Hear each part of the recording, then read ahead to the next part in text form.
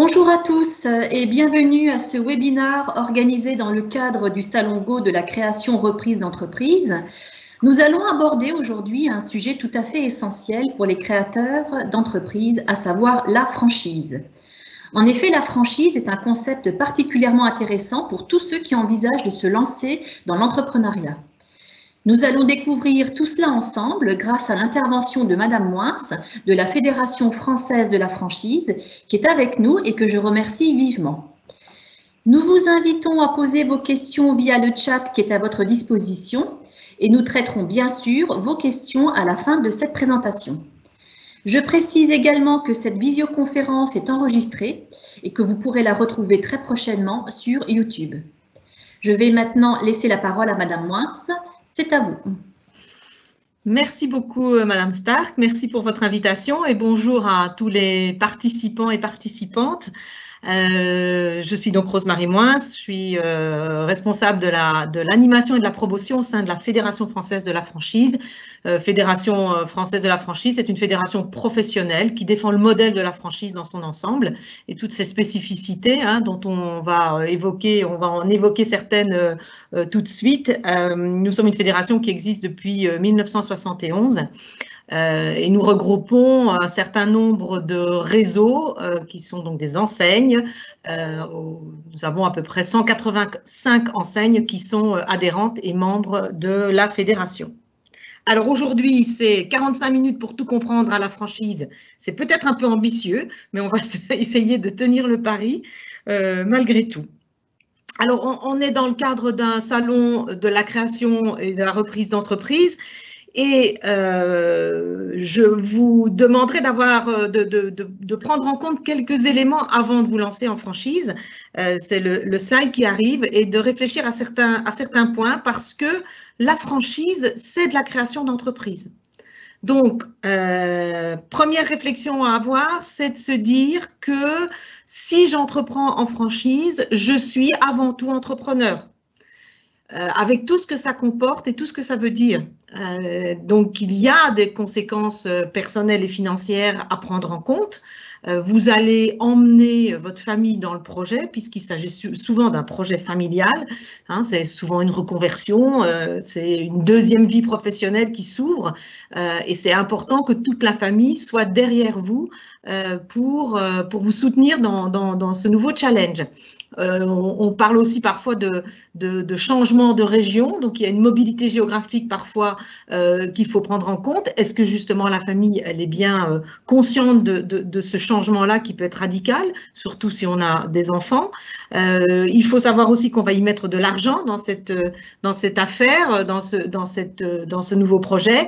Et là aussi, il faut que tout le monde soit, je dirais, aligné sur ces modalités-là. Et puis, une fois qu'on a pris conscience de ça, il faut aussi se dire quelles sont mes compétences, quelles compétences est-ce que j'ai en moi et que je vais pouvoir mettre à profit dans le cadre de mon entreprise franchisée. On le verra, le franchiseur est là pour vous aider de manière technique, j'allais dire, mais vous avez vous-même un propre savoir-faire qui est un savoir-faire peut-être commercial, un savoir-faire de management, un savoir-faire de gestion. Et ces savoir-faire-là, ces compétences-là, elles vont venir s'additionner aux compétences techniques que le franchiseur va vous amener pour pouvoir avoir effectivement toutes les clés en main pour gérer votre entreprise. Donc, évaluez bien ces compétences, surtout commerciales, parce que quand on ouvre une franchise, on devient commerçant et on va vendre quelque chose, que ce soit un service ou un produit, vous allez vendre quelque chose. Et ces compétences-là, il faut que vous les ayez en vous, même si elles peuvent s'améliorer, on peut les nourrir et les faire grandir, mais voilà, j'allais dire quelque part de manière assez simpliste, si vous n'aimez pas le client, c'est pas la peine d'y aller. Et puis, dernière réflexion à mener, c'est que, on va le voir aussi, investir en franchise, c'est investir dans un réseau composé d'autres franchisés, d'autres collègues qui vont faire la même chose que vous sur des zones géographiques différentes. Et donc, il faut aimer travailler en réseau parce que vous serez amené à collaborer d'une certaine manière avec ces autres franchisés. C'est une force parce que vous n'êtes jamais seul, vous avez toujours des gens avec qui discuter, que ce soit franchiseur ou franchisé. Mais c'est aussi une forme de, j'allais pas dire de contrainte, mais c'est aussi un élément qu'il faut avoir en tête parce que vous allez être amené et on va vous solliciter pour partager votre expérience. Donc voilà les premières réflexions de départ à mener avant de se dire « Ok, je me lance en franchise ». Alors après, une fois qu'on a dit ça, qu'est-ce que c'est que cette franchise? Comment est-ce qu'on pourrait la définir? Eh bien, la franchise, c'est un moyen de créer son entreprise et de la développer.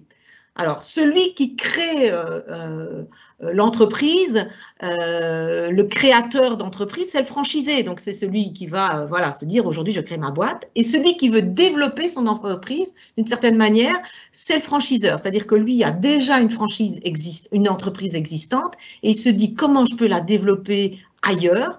Et la franchise est un moyen pour développer sur d'autres zones une entreprise qui existe déjà. Ces deux entreprises-là, franchiseur et franchisé, sont juridiquement et financièrement indépendantes l'une de l'autre. Et c'est pour ça que je disais tout à l'heure que le franchisé, c'est un vrai créateur d'entreprise, un indépendant qui crée sa boîte. Le franchiseur met à la disposition de son partenaire franchisé une marque. Bien souvent, c'est une des raisons pour lesquelles vous allez vers un réseau de franchise, c'est pour pouvoir bénéficier de cette marque. Il va mettre à la disposition du franchisé son savoir-faire technique dont je parlais tout à l'heure, mais aussi commercial dans beaucoup de cas, et il va l'accompagner pendant toute la durée du contrat d'un point de vue technique et commercial également. Alors la franchise, c'est souvent un terme très générique qu'on utilise pour désigner un réseau commercial qui se développe.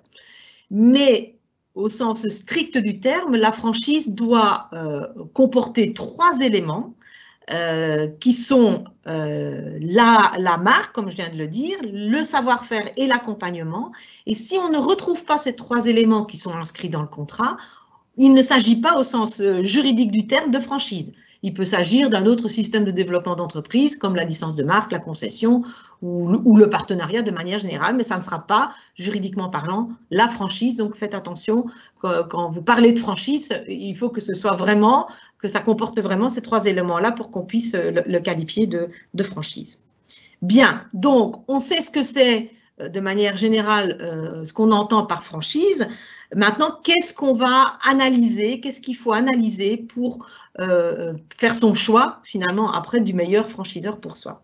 La première chose à analyser, le premier élément clé, et vous voyez que j'en ai listé 6, le premier élément clé pour moi, c'est de s'intéresser au concept. Est-ce que ce concept qui est développé, qui vous est proposé par le franchiseur, est un concept qui est innovant ou original? Alors, c'est vrai qu'il existe énormément de concepts. Aujourd'hui, il y a beaucoup de réseaux de franchise. On en dénombre 2000 sur le territoire français, c'est pour vous dire. Donc, 2000 marques qui se développent en franchise. Être original, bien sûr, c'est de plus en plus difficile, mais n'empêche. Soit vous êtes sur un marché mature, je vais parler du chocolat par exemple, on peut dire qu'aujourd'hui, ou de la pizza, c'est des marchés qu'on peut qualifier de matures aujourd'hui, eh bien s'il y a un nouveau concept qui arrive sur ce marché-là, il va falloir qu'il amène quand même quelque chose de nouveau, quelque chose d'innovant. Pourquoi est-ce qu'il le faut ? Parce que sinon, vous allez avoir beaucoup de difficultés ou plus de difficultés de prendre des parts de marché. Et il va falloir mettre beaucoup d'argent en communication pour justement faire votre place sur ce marché-là. Bon, ça peut marcher, ça ne veut pas dire que ça ne marchera pas, mais il faut être conscient de ces obstacles supplémentaires. À l'inverse, si vous êtes sur un marché naissant, jeune, il peut y beaucoup de place, mais il est naissant. Donc, vous avez moins de backup, il y a moins d'expériences qui ont été faites. Donc, le risque peut être plus important d'investir dans ce marché. Donc là, il faudra peser le pour et le contre et faire des colonnes de plus et de moins. Je ne dis pas que l'une ou l'autre solution n'est pas bonne, il faut juste être conscient, je dirais, des difficultés qui sont liées à la maturité du marché. C'est pour ça que c'est indiqué sur quel marché, quelle est la taille du marché, les perspectives d'évolution. quoi qu'il en soit, que vous soyez sur un marché mature, avec un concept sur un marché mature ou un concept sur un marché naissant, il faut quand même que le franchiseur ait à minima expérimenté son concept. Vous achetez une formule gagnante. Et donc, il faut que le franchiseur vous prouve que cette formule est vraiment gagnante. Okay. Et comment est-ce qu'il peut vous prouver ça? Eh bien, par l'expérience et l'expérimentation qu'il aura fait au préalable du concept. Donc, est-ce qu'il a des sites qu'on qualifie de pilotes? Les sites pilotes, ce sont des points de vente qu'il développe lui-même. Donc, c'est aussi des succursales, si vous voulez, qu'il aura développé, 1, 2, 3, bon, au plus, au mieux, même s'il n'y a aucune règle et aucune obligation, je dirais, légale d'avoir développé des sites pilotes, mais c'est bien d'en avoir mis en place plusieurs pour justement tester son modèle, tester son savoir-faire, l'affiner, hein, le modéliser au maximum pour qu'il puisse après vous prouver, je dirais chiffres à l'appui, parce que je dirais le juge de paix, c'est quand même les bilans, donc chiffres à l'appui que son modèle fonctionne bien. Donc, est-ce qu'il a des sites pilotes suffisamment expérimentés? Est-ce qu'il a déjà des franchisés, évidemment? Et oui, depuis combien de temps et combien? Et est-ce que ces franchisés fonctionnent? Ça, c'est des bonnes questions à poser. Et puis, quel est son projet d'évolution? On sait tous qu'une entreprise qui n'évolue pas, c'est une entreprise qui, à terme, probablement va se faire rattraper, voire dépasser par la concurrence. Donc, il faut rester dans la course. Donc, il faut faire évoluer les produits, les services. Et là aussi, vous pouvez questionner le franchiseur pour savoir où il en est, quelle est sa vision à long terme de son réseau et de son activité. Et puis, quelque chose qui est essentiel aussi, qui est mis en rouge, et ce n'est pas pour rien, quelle est votre affinité avec le concept et le secteur d'activité? C'est vrai qu'on est tenté de dire bah, je vais investir dans une activité qui fonctionne très très bien, ok, on a des retours, on voit si elle se développe, si les marchés sont porteurs, etc. Mais est-ce que cette activité vous plaît? Et s'il vous plaît, justement, soyez vigilants là-dessus et investissez dans quelque chose qui vous va bien, parce que vous allez y consacrer énormément de temps, pas mal d'argent dans certains cas.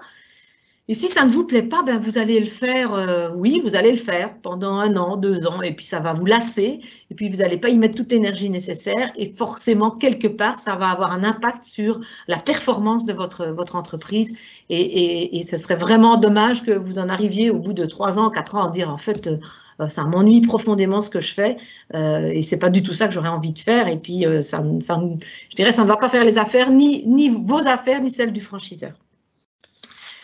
Deuxième élément, le réseau. Alors, comment le réseau se développe-t-il? À quel rythme?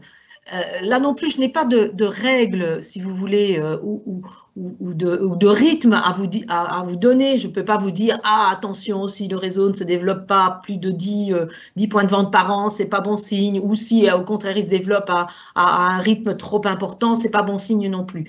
Chaque réseau, en fonction de son activité, peut avoir son propre rythme. Par contre, il faut quand même un minimum. Vous savez, c'est un peu comme le vélo. Hein. Si vous allez trop vite, vous prenez le mur. Si vous n'allez pas suffisamment vite, vous tombez. Donc, il faut qu'il y ait quand même un minimum de développement parce que ce développement est signe aussi d'une bonne santé et puis signe aussi derrière d'une notoriété de marque qui va se créer et donc qui va être tout bénéfice pour vous-même. Donc, il faut quand même un rythme de développement et il ne faut pas aller trop rapidement parce que quand on va trop rapidement, le risque est que ce franchiseur n'ait pas la capacité à la fois financière mais même en structure d'intégrer et d'accompagner chacun des franchisés. Quel projet d'évolution, je l'ai déjà indiqué. Quel processus de recrutement? On parle de recrutement de franchisés, le terme n'est peut-être pas forcément approprié parce qu'il s'agit d'indépendants et pas de salariés, mais n'empêche que le franchiseur va mettre en place des rencontres, il va essayer de vous expliquer en quoi son réseau est le meilleur. Hein. Il a une approche commerciale, bien entendu, on ne se le cache pas au début, mais après il sélectionne. Et cette sélection, elle a pour objectif d'intégrer les franchisés qui ont les mêmes valeurs que lui, qui a la même vision que lui.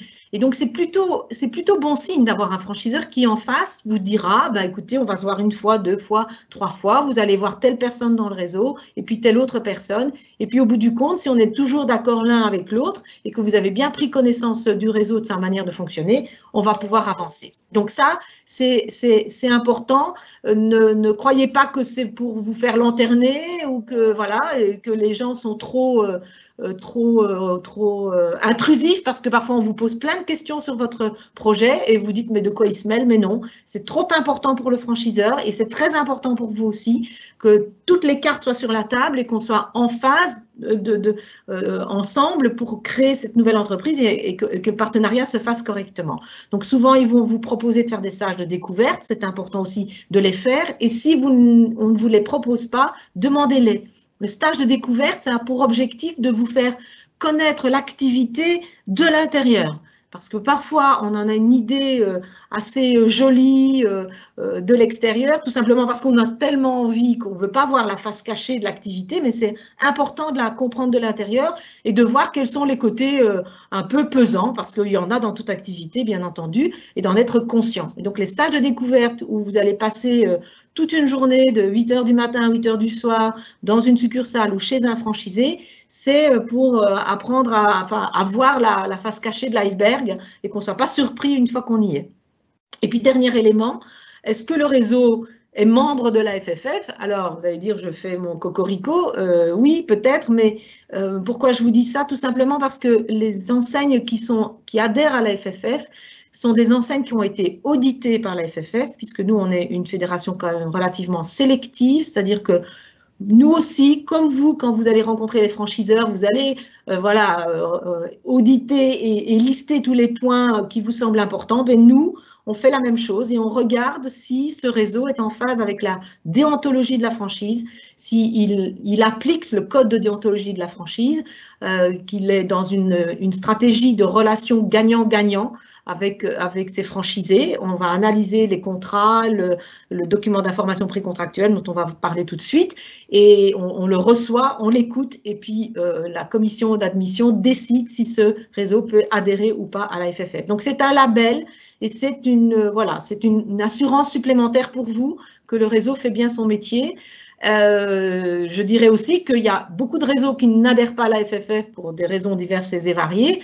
Ça n'est pas pour ça qu'ils ne sont pas de bons réseaux et de bons franchiseurs. Donc, voilà, le fait d'être adhéré à la FFF, c'est une sécurité supplémentaire. Le fait de ne pas l'être, ça ne veut pas dire que le réseau fait mal son travail. C'est absolument pas ça que je voulais dire.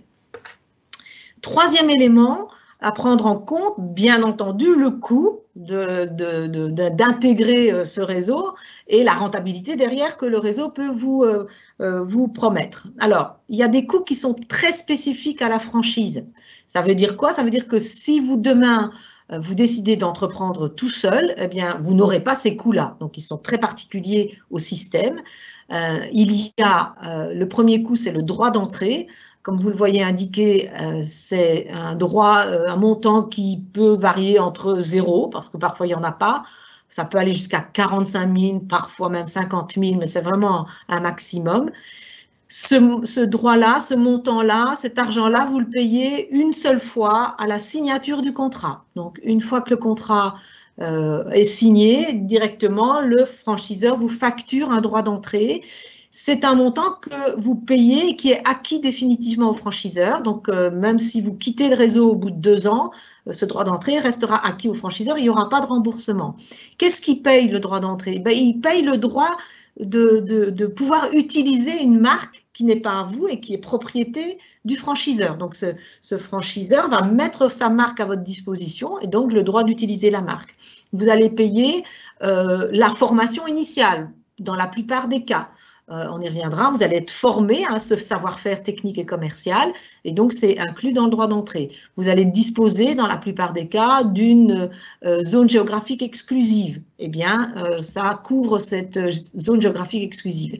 Et puis, je dirais, tout l'accompagnement pré-ouverture, parce que vous êtes accompagné par un développeur de réseau, c'est la première personne avec qui vous allez rentrer en contact et cette personne va suivre et va vous aider avec un rétro-planning souvent dans toutes les démarches pour arriver à ouvrir le jour J et que le magasin, le point de vente, l'agence soit prête à recevoir le premier client. Donc voilà ce que couvre ce droit d'entrée. Et puis une fois que vous serez en activité, pardon, vous allez rémunérer votre franchiseur pour tous les services qu'il va vous apporter pendant toute la durée du contrat. Et ça, ce sont ce qu'on appelle les royalties. Parfois aussi, on parle de redevances directes. Les royalties, c'est généralement un pourcentage sur votre chiffre d'affaires hors taxe, payé mensuellement. Ce pourcentage, on le voit à l'écran, il oscille entre 2 et 10%. Donc, ça veut dire que tous les mois, il y aura 2-3% de votre chiffre d'affaires hors taxe qui remontera à la tête de réseau. Et cette tête de réseau, cette royalty, c'est la rémunération de la tête de réseau, c'est son chiffre d'affaires finalement quelque part, dont il a besoin pour faire son métier de franchiseur. Troisième élément, les redevances de publicité nationale. Il faut insister sur le national. C'est de l'argent aussi que vous allez verser aux franchiseurs. Même principe que pour les royalties, c'est-à-dire un pourcentage sur le chiffre d'affaires hors taxe, qui oscille entre 0 et 5%, 0,5%, 5%. Et ça sert uniquement à payer les campagnes de publicité nationales. Donc, ça peut être de la radio, ça peut être de la télé, ça peut être de l'achat de bannières, ça peut être un site internet, etc., qui fait que la marque va être de plus en plus connue. Donc, ça fait monter la notoriété de la marque. Et qui dit notoriété de marque, dit consommateurs et clients potentiels pour tous les points de vente. Et chaque client, en voyant la marque, ira consommer localement là où il trouvera un magasin de cette marque-là. Et là, c'est vraiment mettre dans un pot commun de l'argent pour avoir plus de moyens et mieux communiquer. Troisième élément, l'investissement total. Alors, l'investissement total, c'est ce que ça vous coûte pour ouvrir un magasin demain. Bien entendu, si vous n'investissez pas en franchise, vous aurez quand même des coûts pour pouvoir mettre votre magasin, l'aménager, faire des transformations à l'intérieur, acheter des racks, acheter des produits, etc. C'est la même chose en franchise. Donc là, ça veut dire que quand le franchiseur vous dit l'investissement total pour venir chez moi, c'est 80 000 €. Ça veut dire que si vous mettez 80 000 € sur la table, vous avez une agence qui est prête à l'emploi. Donc, tout y est. C'est-à-dire que vous aurez le stock de départ, l'informatique, vous aurez un fonds de roulement qui aura été prévu, les quelques travaux, l'enseigne sur la façade, etc., etc. Donc, investissement total 80 000 €. Dans les 80 000 €, il y aura aussi le droit d'entrée, parce que si vous n'avez pas payé le droit d'entrée, vous n'ouvrirez pas. Donc, il faut bien comprendre que cet investissement total couvre toute la somme à débourser pour ouvrir. Alors, entre 80 et 1 million, la fourchette est très, très large, bien sûr, mais la franchise, on en retrouve dans beaucoup de secteurs d'activité. La fourchette basse, elle va concerner surtout les franchises de services à la personne, même service aux entreprises, parfois des concepts où vous travaillez de chez vous, donc les investissements sont très faibles finalement. Et quand on va vers la fourchette haute, on pense à de la restauration à table, on pense à de l'hôtellerie par exemple, où vous pouvez vous imaginer que aménager un hôtel, ça coûte très très cher et on est sur des montants très très élevés. Vous n'avez bien entendu pas, souvent on n'a pas toute cette somme-là, mais vous devrez quand même disposer d'un apport personnel et cet apport personnel, il est d'environ 30% de cette somme d'investissement total. Donc si on revient à l'exemple de 80 000 €, ça veut dire que vous devrez avoir dans votre poche, sur votre livret d'épargne ou votre compte, votre livret A, à peu près 30 000 €. C'est la banque qui va vous demander cet argent-là. La banque ne vous financera pas 100% de votre investissement. La banque, elle veut que vous mettiez des billes dans l'affaire parce que c'est une question de motivation, de prouver votre motivation et elle n'investira jamais le 100%. Donc, elle peut vous demander 25% d'apport, elle peut vous en demander 35%, ça va dépendre du dossier. Bien sûr, des questions à se poser, c'est la rentabilité. Et ça, c'est le franchiseur qui pourra vous donner des moyennes de rentabilité en fonction de ses propres expériences. C'est pour ça que je vous disais que c'était important que le franchiseur ait testé son modèle pendant quelques années, au minimum une, pour qu'il puisse vous donner ces éléments de rentabilité, de durée, enfin de retour sur investissement, du chiffre d'affaires moyen à maturité. Et ça, vous en avez besoin pour aller voir votre expert comptable et monter votre business plan. Sinon, vous partez, vous n'avez pas de ratio, aucun ratio, et c'est compliqué pour vous d'imaginer quel est le ratio de la boulangerie, quel est le ratio de l'agence immobilière, etc., etc. Quatrième élément à prendre en compte, c'est l'aide et l'assistance que le franchiseur peut vous procurer. Et quand je liste ces éléments, c'est vraiment vous faire une colonne en notant tous les points pour que vous puissiez faire des comparatifs et poser toutes les bonnes questions aux franchiseurs que vous allez rencontrer. Je vous ai dit que le droit d'entrée couvrait cette période pré-ouverture aussi en accompagnement. Eh bien voilà, qu'est-ce que vous, monsieur le franchiseur, vous faites pour moi pendant cette période? Comment vous m'aidez? Est-ce que vous m'aidez à rechercher un emplacement? Alors, l'emplacement, on sait bien que c'est le nerf de la guerre, hein, et c'est pas différent en franchise que pour un commerce classique, on dira. Quel type d'emplacement? Mais ça, c'est le franchiseur qui devrait être en capacité de vous le donner, de par son expérience aussi. Et il va vous donner des critères. Les critères, c'est la zone de chalandise, le nombre d'habitants, le nombre de voitures qui circulent, le nombre d'enfants dans la zone. En fonction de l'activité, les critères ne seront pas les mêmes. En fonction de l'activité, vous aurez besoin d'un local avec pignon sur rue ou un local en zone, je dirais, numéro 2 ou un bis, c'est très suffisant. D'accord? Et donc, tout ça va être fonction effectivement de l'activité. Donc, demandez au franchiseur ces critères d'emplacement. Et puis après, soit vous cherchez vous-même et vous faites valider et le franchiseur vient voir et vous dit oui, je considère que c'est un bon emplacement ou pas. Soit le franchiseur vous aide aussi parce qu'il a aussi ses réseaux et il a tout intérêt à ce que vous puissiez ouvrir. Et donc, il va aussi actionner ses propres contacts pour vous trouver un emplacement. Mais bien entendu, vous êtes maître de dire j'accepte ou j'accepte pas cet emplacement puisque c'est vous, en tant que futur entrepreneur, qui allez signer le bail de location, donc c'est vous qui êtes preneur du bail.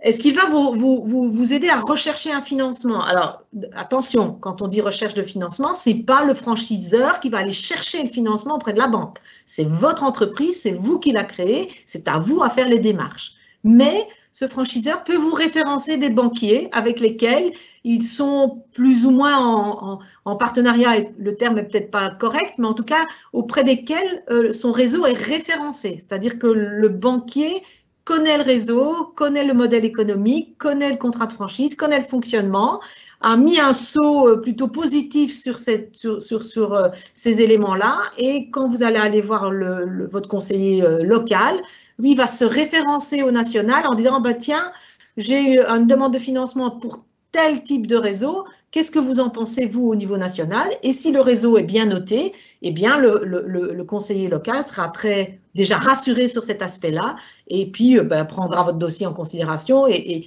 s'adressera à vous en tant que futur gestionnaire de l'entreprise. Au moment de l'ouverture, est-ce que quelqu'un vient vous aider? Qui, combien de temps? Ce qui est souvent le cas hein, pour lancer la mécanique. La formation initiale, dont je parlais tout à l'heure, donc est une formation qui va vous permettre d'acquérir tout le savoir-faire du franchiseur qui vous est nécessaire pour pouvoir fonctionner et reproduire le modèle, hein, puisqu'on est bien dans la reproduction d'un modèle qui a fait ses preuves. Donc, il faut que la formation initiale vous donne toutes les clés pour pouvoir reproduire le modèle. Quelle est la durée de la formation? Ça peut être quelques semaines, ça peut être plusieurs mois. Qu'est-ce qu'on va m'apprendre? Où est-ce qu'elle se déroule? Puisque dans la plupart des cas, et vous verrez ça en lisant le contrat, on vous dira que la formation initiale, elle est comprise dans le droit d'entrée, mais pas les déplacements, l'hébergement et les repas. Donc, il faut savoir où elle aura lieu. Elle est souvent théorique et pratique, donc ça, c'est très classique aussi. Une partie en salle, alors peut-être en visio par les temps qui courent maintenant, et une partie pratique chez le franchiseur lui-même dans une de ses agences pilotes ou sites pilotes ou chez un franchisé parce que vous avez besoin de faire du terrain pour bien apprendre et bien assimiler la matière. Et puis, gros morceau, l'assistance pendant le contrat. Comment ça se passe maintenant que je suis franchisée? Comment est-ce que vous m'accompagnez, j'allais dire presque au quotidien, dans le développement de mon entreprise? Est-ce qu'il y a une équipe d'animation hein? Il y a beaucoup d'animateurs de réseau. Tous les réseaux aujourd'hui, à partir d'une certaine taille, c'est-à-dire un certain nombre de franchisés, ils ont des animateurs de réseau qui sont vos personnes de référence avec lesquelles vous allez travailler au quotidien pour développer et améliorer vos performances. À quelle fréquence ces animateurs vont-ils venir me voir? Est-ce que j'aurai droit à de la formation continue puisque le modèle va évoluer, les techniques vont évoluer, les services, les produits? Est-ce qu'on va me former? Voilà tout un ensemble de questions à ne pas oublier et à poser aux franchiseurs. Cinquième élément, la vie dans le réseau. Ça fait le lien avec ce que je vous disais par rapport à l'assistance. C'est que, comme je le disais aussi en introduction, vous allez être intégré dans un réseau. Un réseau, ça veut dire qu'on est tous ensemble avec un objectif commun. Votre objectif, c'est de développer votre entreprise, mais dans le cadre du réseau et de développer la marque comme si c'était la vôtre quelque part. Donc, comment se passe cette vie dans le réseau? Est-ce qu'il y a une circulation d'informations optimisée? Est-ce que vous avez des contacts avec les autres franchisés? Comment se passent les contacts avec les franchiseurs? Avec le franchiseur, donc par le biais de l'animateur, je l'ai dit. Quelle place est-ce que vous avez dans tout ça?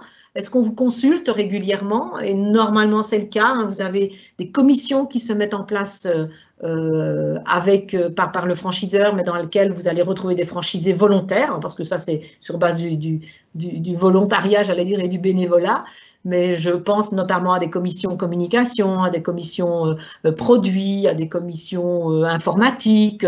Tout dépend un peu du sujet. C'est quoi? C'est des lieux, des groupes de travail où les franchisés viennent et le franchiseur aussi, où on échange sur ces sujets-là parce que c'est des sujets importants pour le réseau et ça permet de faire remonter de l'information et de faire évoluer. Est-ce qu'il y a un journal interne? Est-ce que vous avez l'intranet? Est-ce que cet animateur de réseau que vous allez voir plusieurs fois par an, qui va venir dans votre magasin, dans votre boutique, dans votre agence, qui va discuter avec vous de toutes les problématiques que vous pourriez rencontrer, qui va répondre à vos questions, cet animateur, normalement, organise aussi des réunions régionales. Et là, vous allez avoir vos autres collègues franchisés de la même région que vous allez pouvoir rencontrer, avec lesquels vous allez échanger de visu et sur ce qui se passe, sur vos bonnes expériences, les moins bonnes, et ça fait avancer les choses. Donc, est-ce qu'il y a des réunions régionales qui sont organisées? Et puis, est-ce qu'il y a une convention nationale qui existe? Et celle-là, elle s'organise une fois par an. Et là, c'est tous les franchisés du réseau qui se retrouvent une fois par an pour faire un bilan de l'année qui vient de se passer, pour mettre en perspective l'année qui va venir. Le franchiseur va discuter, va vous proposer, va vous présenter toutes les nouveautés. On met des franchisés à l'honneur. En fait, c'est le grand show et c'est très, très sympathique et très important pour soi en tant que franchisé de se retrouver et de voir comment la marque va évoluer. Donc ça, c'est vraiment des moments forts, je dirais, des temps forts au sein des réseaux. Donc voilà, ce genre de choses et voilà comment se passe la vie dans le réseau. Dernier élément, le cadre contractuel, hein, ce n'est pas le moindre des éléments, bien entendu. Tout ce que je vous dis là, tout ce que je vous ai expliqué rapidement, tout ça se retrouve dans un contrat, bien entendu, avec des droits et des obligations de part et d'autre. Autant le franchiseur va vous mettre, ben voilà, tout ce que je mets à votre disposition et je m'engage à faire évoluer, je m'engage à la formation, je m'engage à l'animation et à l'accompagnement, etc. De votre côté, vous vous engagez aussi de votre côté à respecter le cadre de fonctionnement du réseau, à appliquer le concept selon les critères qui ont été définis, de participer aux réunions, d'être présent à la convention, etc., etc. Donc ça, c'est logique, c'est un partenariat, on a chacun des droits et des obligations. Donc il faut bien lire votre contrat avant de le signer, bien entendu. Ça a l'air évident, mais je préfère le répéter. Donc bien lire son contrat, le faire revoir par un juriste, un avocat. La chambre de commerce, elle peut peut-être sans doute vous mettre des juristes à disposition pour que vous lisiez bien et compreniez bien. En général, ils sont assez compréhensibles, ça jargonne pas trop, mais on n'est pas tous des hommes et des femmes de loi, donc il vaut mieux se le faire réexpliquer. Ce contrat, vous allez l'obtenir en amont de la signature. Et quand est-ce que vous l'obtenez? Vous l'obtenez avec un document qui est écrit là en premier point, qui est indiqué là, le DIP. Le DIP, c'est un document d'information précontractuelle. que vous devez recevoir minimum 20 jours avant la signature du contrat. Qu'est-ce que vous retrouvez dans ce DIP? C'est une sorte de carte visite du franchiseur et de son réseau. Donc, vous allez avoir le CV du dirigeant, vous allez avoir un descriptif du concept, vous allez avoir la liste de tous les franchisés qui sont en activité, vous allez avoir la liste des contrats qui se sont terminés l'année précédente et la raison pourquoi les contrats se sont terminés, vous allez avoir les domiciliations bancaires du franchiseur, vous allez avoir un état général du marché, un état local du marché, vous allez avoir toutes les conditions d'exclusivité pour rentrer dans le réseau, les conditions financières pour rentrer dans le réseau, et vous allez avoir un contrat type annexé. Et donc, vous avez à la fois beaucoup d'informations sur le franchiseur et son réseau et son développement. Vous avez le contrat de franchise et ça vous permet d'étudier le réseau. Ça vous permet aussi d'avoir des franchisés que vous allez pouvoir aller visiter. Donc voilà, et ça, vous devez l'obtenir 20 jours minimum avant la signature. Ça ne veut pas dire que, enfin, ça veut dire que vous ne pouvez signer le contrat qu'à partir du 21e jour après réception de ce document, mais que vous pouvez prendre 30 jours, 40 jours, 50 jours. C'est pas du tout, je dirais, obligatoire de signer le 21e jour. Cette remise de documents d'information précontractuelle, elle est prévue par la loi, donc c'est un document légal que le franchiseur est obligé de vous donner. C'est la loi qu'on appelle encore Doubin, puisque ça a été mis en place par Monsieur Doubin, mais c'est aujourd'hui inscrit dans le Code de commerce. Donc c'est cette information précontractuelle que vous devez recevoir avant de signer votre contrat. Dans le contrat, bon, comme je vous disais, il y a des droits et des obligations. Regardez quand même dans quelles conditions le contrat se renouvelle. Est-ce que vous êtes tenu à des exclusivités d'approvisionnement? Là, je parle surtout pour les concepts qui vendent des produits. Vous pouvez avoir une centrale d'achat à laquelle vous allez être obligé d'acheter, centrale d'achat développée par le franchiseur. Je pense surtout à la distribution alimentaire, hein, les groupes Casino, Carrefour, Auchan, ils vont vous dire tous les produits que vous vendez dans votre magasin, vous me les achetez à moi parce que je suis centrale d'achat, ce qui vous permet d'avoir des conditions d'achat que vous ne pourriez jamais avoir si vous étiez entre guillemets l'épicier du coin, sans être péjoratif, mais c'est vrai que c'est des conditions d'achat que vous ne pouvez pas obtenir autrement. Vous n'êtes jamais en approvisionnement 100% exclusif. Souvent, c'est 80% et puis 20% que vous pouvez acheter localement. Voilà, des choses à regarder. Est-ce que vous avez une zone géographique exclusive? Comme je le disais tout à l'heure, ça veut dire que avec cette zone géographique, vous êtes assuré que personne d'autre de la même marque viendra se développer sur votre propre territoire. Donc, vous avez une zone de travail, je dirais, et de zone de chalandise exclusive. Voilà, je suis presque au bout du temps. J'ai une dernière chose à vous faire, à vous recommander, si vous voulez. C'est qu'il n'est pas imaginable que vous signiez un contrat avec un réseau et avec un franchiseur sans avoir été prendre la température du terrain.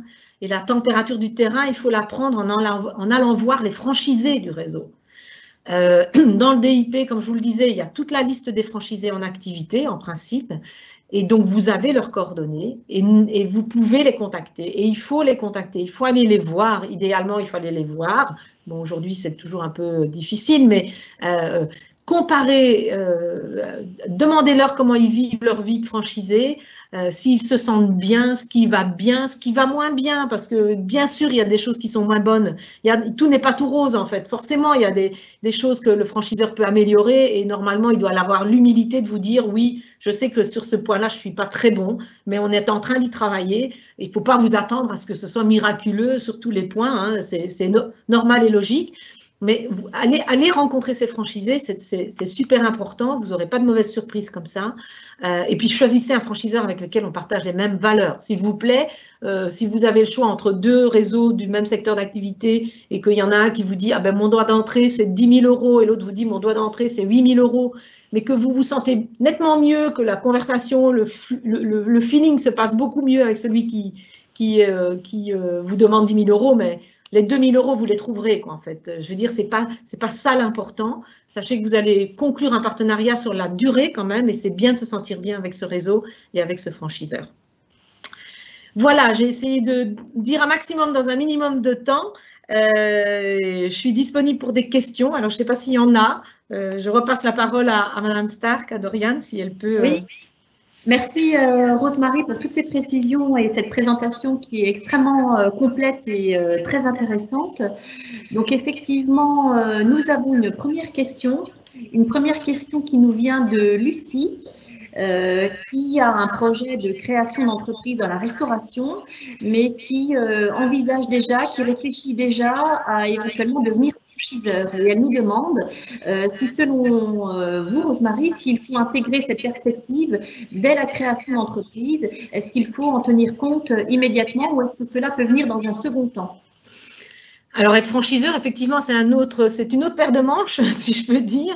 C'est vrai que c'est de la stratégie plutôt sur du long terme, hein, comme vous l'avez compris, puisqu'il faut tester son modèle. Ce que je pourrais lui conseiller, de toute façon, il faut qu'elle monte son restaurant et puis qu'elle le fasse fonctionner. La clé, c'est d'essayer de modéliser au maximum, de standardiser, de réfléchir à cette modélisation, puisque vous avez compris, faire de la franchise, c'est copier-coller un modèle. Et au plus le modèle sera précis, au plus on pourra en faire une copie. Si le modèle il est mal ajusté, forcément la copie ne sera pas conforme, ou le risque d'une copie non conforme est plus grand. Donc, si dans chemin faisant, elle peut déjà réfléchir à une déco standardisée, à un approvisionnement, à des cartes, voilà, à un positionnement bien précis, ça sera plus facile après de faire de la duplication. Mais aujourd'hui, la première des choses à faire, c'est forcément de faire fonctionner son modèle, de le réajuster et si possible d'en ouvrir un deuxième. Je sais que ce n'est pas toujours évident, que ce n'est pas possible pour tout le monde, mais comme son métier, après, ça va être de dupliquer un modèle, bah, il faut l'idéal, ce serait qu'elle fasse elle-même l'exercice en fait, de duplication pour se rendre compte de la difficulté de dupliquer. Voilà, donc Lucie, j'espère que nous avons répondu à votre question. Donc, surtout, n'hésitez pas à utiliser le chat pour poser toutes vos questions. Le chat, vous le retrouvez sur votre écran. Il s'agit de deux petites bulles qui se superposent avec un point d'interrogation. Donc, n'hésitez surtout pas à poser toutes vos questions. Donc là, nous avons vu un certain nombre de choses, un certain nombre de points extrêmement intéressants.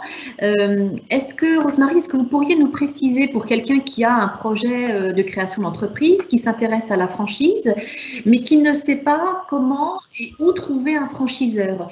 Est-ce qu'il y a une source d'information, un site internet, peut-être celui de la fédération, ou un événement qui permettrait justement de rencontrer un maximum de franchiseurs? Oui, bien sûr. Alors, bien sûr, le site de la FFF, vous l'avez cité, on a tous nos adhérents qui sont bien entendu répertoriés sur le site, avec lesquels on peut prendre un contact direct en renvoyant une demande d'information directement à partir de notre site. Vous avez d'autres sites comme l'Observatoire de la franchise, par exemple, ou Toute la franchise, qui sont des sites commerciaux spécialisés dans le sujet et qui font de la mise en relation entre des candidats ou des porteurs de projets et des enseignes qui annoncent sur le site. Donc, c'est aussi une manière de voir les secteurs d'activité, les investissements, les apports personnels dont on a besoin pour intégrer tel ou tel réseau.